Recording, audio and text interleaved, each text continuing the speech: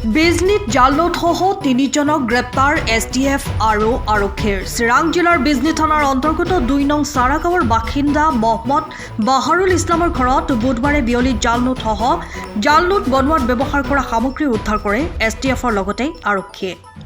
জাল নোট তৈয়াৰ কৰা তিনিজনক গ্ৰেপ্তাৰ কৰে আৰক্ষীয়ে। আটক কৰা তিনিজন ক্ৰমে মহম্মদ বাহাৰুল ইছলাম, দুলাল আলী আৰু আজিজুৰ ৰহমান।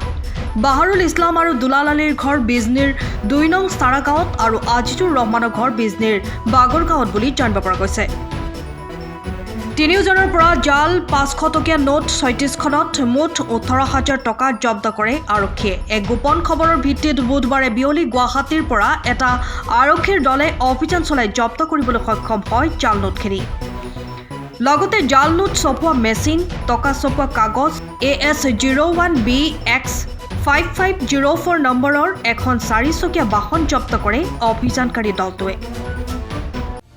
সময়ৰ খবৰ সময়ত পাবলৈ ফ'ল' কৰক টাইম অফ আছাম।